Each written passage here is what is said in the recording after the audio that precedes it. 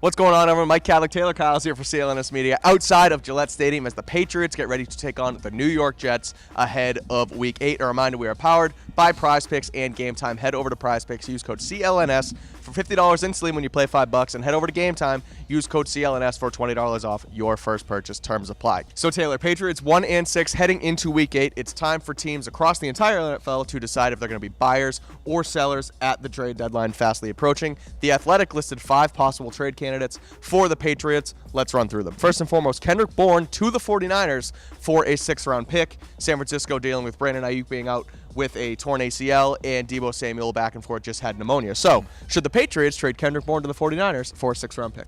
Absolutely not. Now, if this was the Brandon Ayuk situation where you're at least getting like a star receiver out of it, maybe. I don't think a 6th-round pick is worth getting rid of someone who has been very vocal about wanting to be a leader on this team. As we know, the wide receiver room desperately does need that leadership, a very young room where most of the starters are guys who are Demario Douglas and Kayshon Boutte, guys that were drafted last season. And we obviously know that the Patriots recently had a team meeting where they addressed accountability, off-field habits, and Kendrick Bourne also been vocal about the fact that, I think he told Mass Live's Mark Daniels that when he was with the 49ers and they were in the Super Bowl in Miami, he went out and partied, and he said he really regretted that the next day. So that perspective, the fact that he's been in the league for a while, and also I think the healthier he gets, he'll be more and more of a contributor in the offense. So I think he's someone you really need to keep, especially given what's going on with the team right now in terms of their culture. I'm with you. Seemingly a lot of turmoil in that wide receiver room right now. Guys speaking out, Demario Douglas with the food poisoning. Kendrick Bourne is sort of a steady enough presence in that room. Just signed the 3-year deal, coming back from the torn ACL. Said he wanted to be a captain.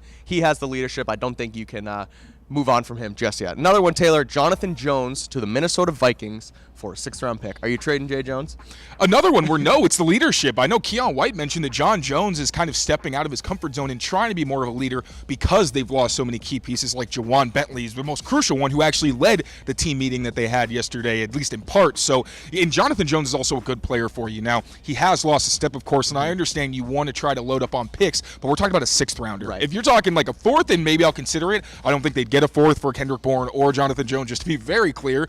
But yeah, I just think that in terms of one, you don't really have the depth in the secondary to get rid of somebody who's such a key piece, and also having that on-field leadership, if he can kind of grow into that role, I think that's huge. Yeah, that's not enough for Jonathan Jones for me. I would consider trading him. I understand the leadership on that side of the football, but at the same time, as I've said in the past, and as we talked about a lot with the Matthew Judon trade, this is a 2025 and beyond team. Jones on the opposite side of 30, like you said, he's lost a little bit of a step, so I would consider trading him, but a 6 is not enough for that one. Here's one I think we can both agree would probably be an acceptable trade, and it's Josh Uche to the Detroit Lions. 7th-round pick, though, but they just lose Aiden Hutchinson with the broken leg, and Uche only on a 1-year deal, a free agent after the season. So would you trade Uche to Detroit for a 7th? I would. I don't like that it's a 7th-round pick, but at the same time, if he leaves next offseason, you're probably not going to get anything because he isn't having a very productive year this season.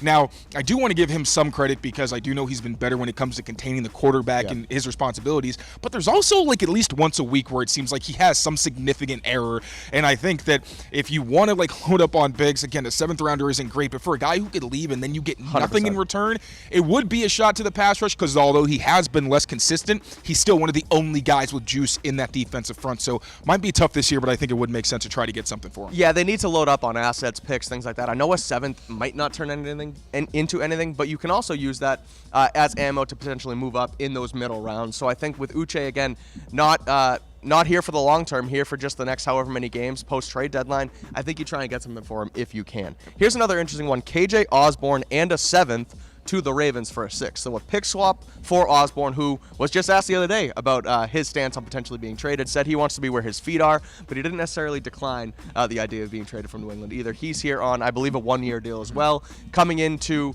a younger wide receiver room, said it's been tough on him, but he wants to be a leader and kind of move through this thing with the Patriots. But would you trade Osborne for a late-round pick swap? So I did think that the Instagram post was a little disappointing. You'd like to see better from your veterans, considering there's already so much turmoil around this team, and you're kind of adding more fuel to the fire. He may not have thought that that was what was going to happen, but, even still. And the whole reason that KJ Osborne was kind of an intriguing addition was because Kendrick Bourne was out. We didn't know when he'd be back and what the situation was there, so having that, veteran presence. Sure. But now you have Kendrick Bourne back. KJ Osborne has done very little for you. Obviously had the long touchdown, right. But to be very honest, all he had to do was catch the ball. There wasn't anything special that happened on that play. So considering, that veteran leadership, Alex Van Pelt did give him credit. He said he's doing everything he's supposed to do.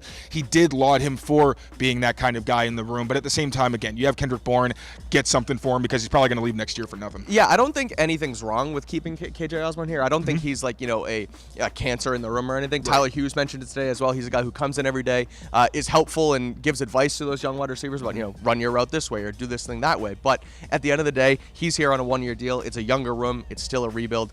If you can get something for KJ Osborne, I would take it. Now, finally, Tyquan Thornton to the Kansas City Chiefs for a conditional 7th-round pick. Gerard Mayo mentioned today that Tyquan Thornton will likely be active for Sunday's game against the Jets. Now, that also has to do with Jalen Polk being out with the concussion and some moving parts in that wide receiver room. But Tyquan Thornton, someone who hasn't impressed since being a 2nd-round pick in 2021.